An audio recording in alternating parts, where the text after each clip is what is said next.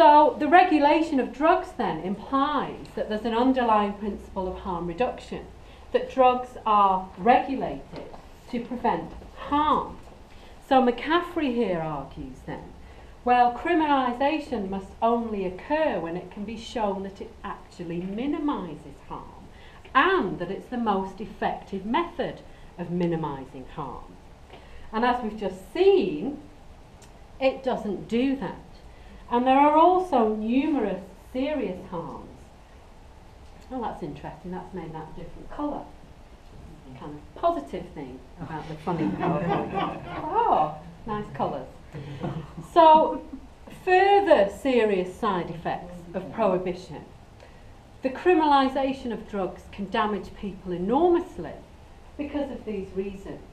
So we have no idea of strength of drugs that people are taking, we have no idea of the purity, people have to buy the drug underground, risk of acquiring criminal sanctions, criminal record, leads perhaps to people doing drugs in secret, and hiding the use of their illegal drugs, and also deterring people from seeking support and advice about drugs and so on. Also, we have some New Zealand research. It's a bit of a kind of messy slide here. So I was talking about imprisonment before. So here we have the, cannabis offences, nearly $13 million it costs us to imprison young people between 2007 and 2011 for cannabis offences. Is it just imprisonment? Yes. Yeah. So it's just imprisonment, it doesn't cover police costs, court costs, probation costs, and so on. And if we look at cannabis, I mean, I'm not very good at maths, but it seems to me that all the other drugs put together don't come anywhere near 12 million. Okay? So, policy makers, if there's any of you out there, look how much money you could save and spend on health or education or on your Christmas party. Yes? Sorry, what was the time scale of the $12 million cost? 2007 to 2011. Yes. Also, I'd like to ask, for example, once the person is convicted of cannabis growing or even possession, does that literally mean that, for example, their career prospect or let's say they want to do a future career in IT could be potentially destroyed? Well, I mean, yes, it could. I mean, it means that your travel options are limited, which for young people in New Zealand especially is quite dramatic and severe. You have a criminal record, a criminal conviction, so your future life would suffer. Yeah. So this is, what we're talking about. We'll take questions at the end, guys. The harms that prohibition has cost us. So, as I noted at the beginning then, we can see clearly the law can exacerbate the harms associated with drug use, so the use of punitive legal sanctions are argued to be not the most effective method of minimising harm from drugs. So prohibition has not stopped drug use, it's not stopped the harms from drug use, and offences related to cannabis take up too much police time because courts, criminal justice processes, and they're also very expensive. So overall then, the evidence for prohibition is not good, to say the least. And the evidence against it is absolutely overwhelming. And this is just a quick snapshot of some of the things. And I think this is a really important point to make. This is not me just standing here on a whim, on a kind of personal crusade.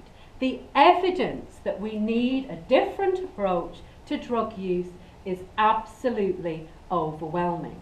So why are we not doing something different? Oh, right.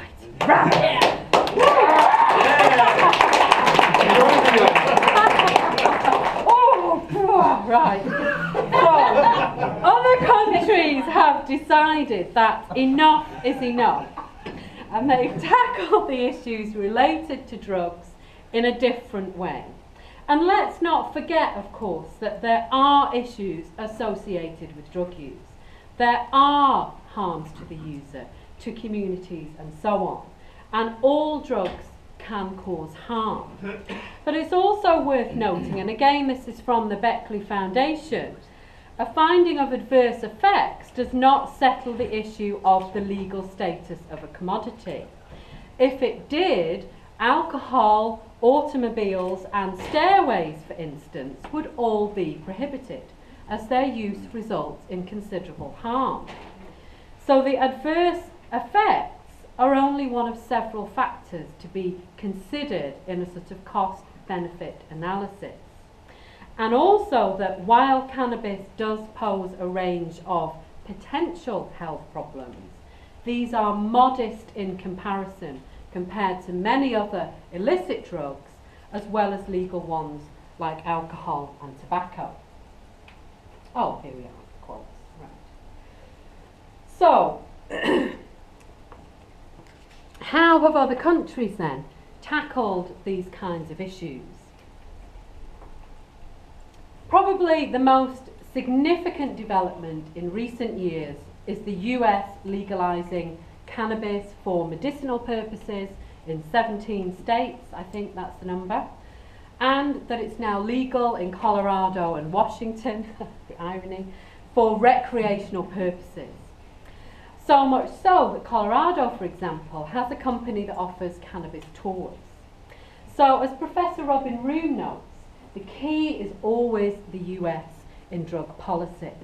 And if its own states are moving around the international convention that the US started way back in the 1800s and the 1900s, then the United States is clearly in no position to be pointing fingers at anybody else as one of the larger kind of global powers.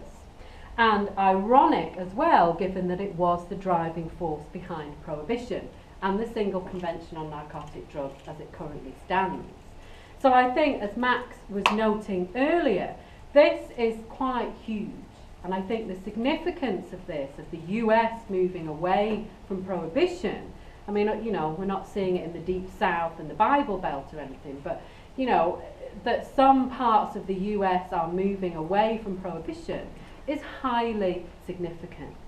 And when people say things like, well, you know, New Zealand wants to be a good global citizen and it doesn't want to go against, you know, to disadvantage itself in, you know, the global marketplace and so on. Well, if New Zealand wants to be a good global citizen, then it needs to follow everybody else, okay? So there's no worries about that there, okay?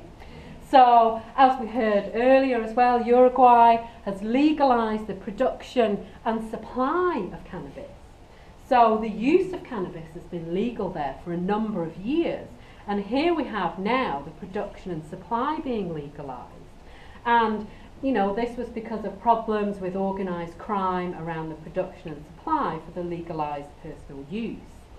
And interestingly, although, you know, this was apparent that personal possession had been legalized and so on, this more radical step was not supported by the public, apparently, although the government decided that it was necessary and it went ahead to stop organised crime and so on. So politicians, John Key, please take note, you know, you can do things even if people might not think it would be a fabulous idea. And you might lose some votes, but you also might gain some votes as well. So Spain and the UK has one of the most punitive policies towards cannabis. They have sort of cannabis social clubs now where people grow their own for personal use and so on. The Netherlands for many years has famously or infamously had cafe culture there, although there have been some concerns again around organised crime for supply, production and supply for these cafes. Not with use though, and this is why people again say, well, we need to change the law. Portugal decriminalised personal use of cannabis in 2001 and brought drug issues under the auspices of health instead of criminalising users. So what's happened in these countries? Well, time will tell for many of them, but Portugal has been well researched, and this is what was found. Excuse me. So there have been small rises in adult drug use and perhaps a broader range of people using drugs. However, youth drug use and problematic drug use has reduced since 2003. And as a kind of side issue, surely problematic drug use is what we want to be focusing on. In a way, it's like, well, who cares about other drug use? It's not a problem. So why are we bothered about it? Surely problematic use is what we want to be focusing on. Why should we be concerned about non-problematic recreational use? So, crikey, I better get my skates on. So, okay, why then are we still in the throes of prohibition in relation to drug use in New Zealand? Especially considering that respected professional organisations in this country say these kinds of things. Full prohibition should be reserved as a last resort. I don't have this in my notes, so I can't remember what that quote says. The Law Commission, evidence-based review of the 1975 Misuse of Drugs Act, argued that prohibition should be an absolute last resort. And also argued for some pretty radical things. So removal of presumption of imprisonment for possession, removal of, the legal presumption that possessing a certain quantity is supply, and so on. So, where did we go from there? So let's have a quick flick through this. So we have this, which lots of people went, oh, now, this is very interesting. What are we doing here? We're regulating substances. We're not criminalising them, we're not banning them, we're going down a different path. So many people thought, wow, okay, this is a really unique and forward-thinking piece of legislation. It offers this completely different response to this failed criminalisation of drug users and the war on drugs. And the Act had the very exciting potential to shift towards a sort of human rights, health-related approach to substance use. And I'm just going to flick through these. And, people globally were very excited about this Act. And, we can see here internationally, people from New Zealand were invited to talk about it.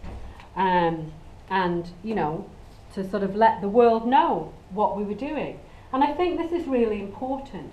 Globally, people were very excited about this. So demonstrating the interest that there is in doing things differently. However, alas, no. What the bloody hell happened with this, right? Excuse my frank language here, okay? So, what are we doing, okay? So why have the government gone down this path again, despite overwhelming evidence globally that this is not an effective way to deal with drug use or the harms that occur from drug use? Well, I really like this quote from Bennett and Holloway. Evidence is only ever likely to be one of many factors that influence the policy process. So sadly, this is what we're faced with. So drug policy then is about more than robust research evidence, okay? And this robust research evidence is what it claims to be based on. Researchers have noted, though, that in terms of drug use, there's been a politicization of substance use on a kind of unprecedented level, despite the fact, oh, hang on, right. I'm trying to rush through now, so I'm getting myself a bit falling over my own feet. And that, as Silverman states in his article in 2010, no field of public affairs reflects media influences more vividly than drug policy. And drugs have attained the status of being about morality. Okay, so these are some of the more than issues that I was talking about that we have. And we also have these things. Populist politics in an election year. Okay, and this is,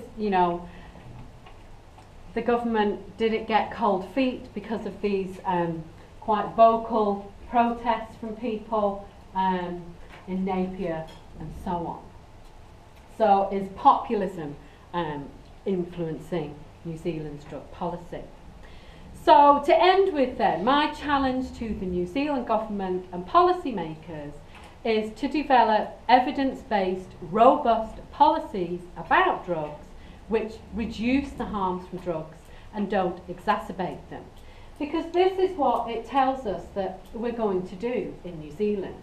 This is what the New Zealand drug policy says, that it will be informed by rigorous research, critical evaluation and professional expertise.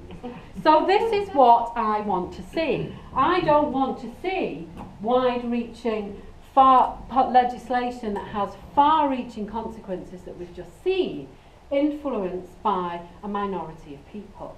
And there is other ways to deal with the problems that these people identified and the issues that they raised.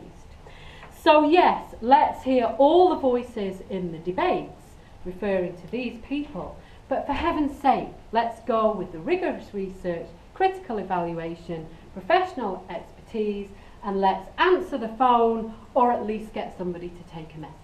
Okay.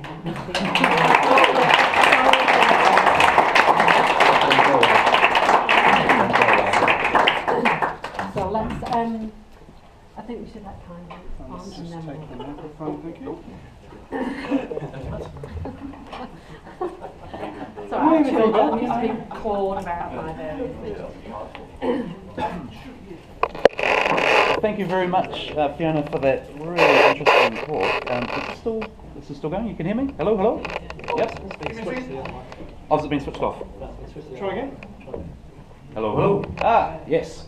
So thank you very much, Fiona, for that talk. That was really interesting, and I'm sure a lot of food for thought for people. And you mentioned briefly the Colorado tour company that is running tours over there. And I just want to let you know, I was actually the first person to go on the Colorado tour company. I was the only person to come from overseas, and I did this last year in April, went over to the first Denver Cannabis Cup.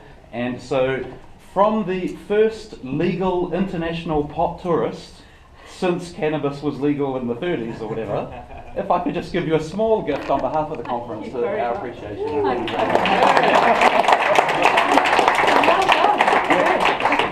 And yeah, so if you'd just like to take a seat, and then we'll welcome Kylie Quince to the stage, and then we can have questions for the both of them afterwards. We'll just sort of do that together so you can direct your questions at both or either or one.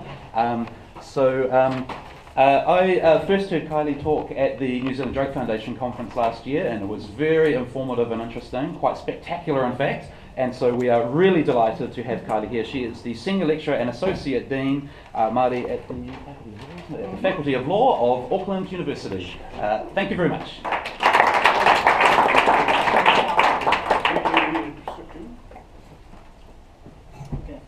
Let's hope I brought the right stick. Last time I went to a conference, I inadvertently